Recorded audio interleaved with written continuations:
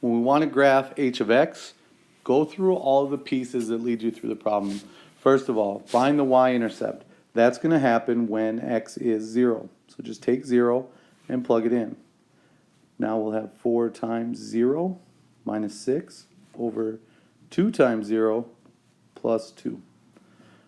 The zeros aren't going to mean anything to us, and we have a fraction that simplifies to being negative 6 over 2, which is negative 3. So there is our y-intercept.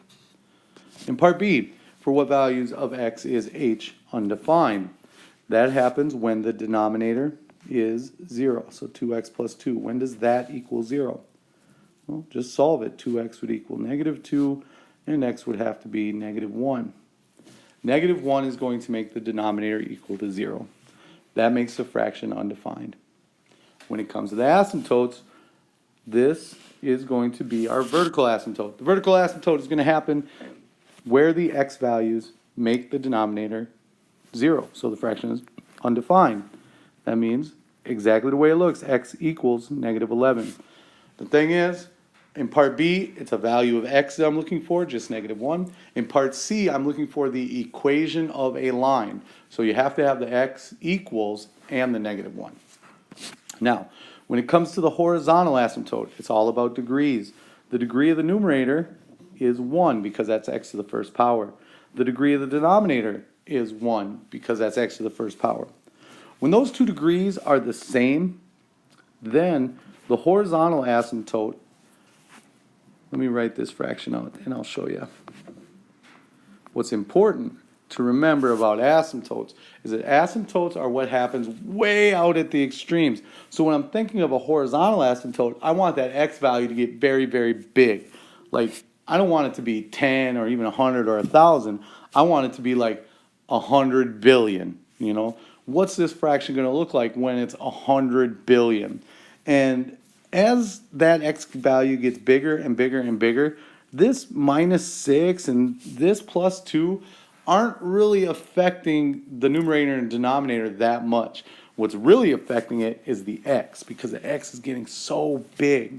That means the horizontal asymptote, the line that our graph is going to get closer and closer to, is going to look like y equals just this part, the 4x over the 2x. So that's all I'm going to simplify, and 4x over 2x simplifies to being y equals 2. That's where our horizontal asymptote will be. In part D, we have to evaluate h at negative 2, so just take negative 2 and plug it in.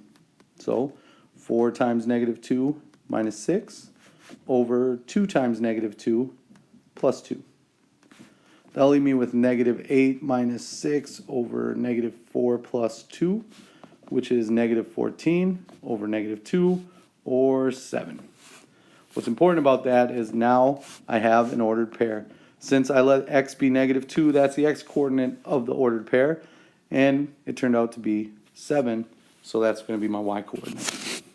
Now we can move on to the graphing. And remember, as you do the graphing, go back through all of the parts of the problem and just put them on the graph. So in part A, it says y-intercept is at negative 3. So put a dot at negative 3.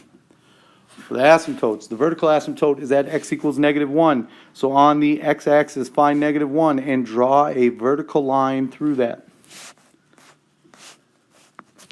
Dotted line means that it's an asymptote.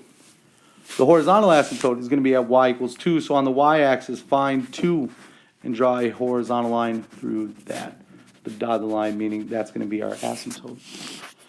Now, because I already have this one point, this y-intercept at negative 3, I know that my curve has to go through negative 3 and then get closer to this asymptote and my horizontal asymptote.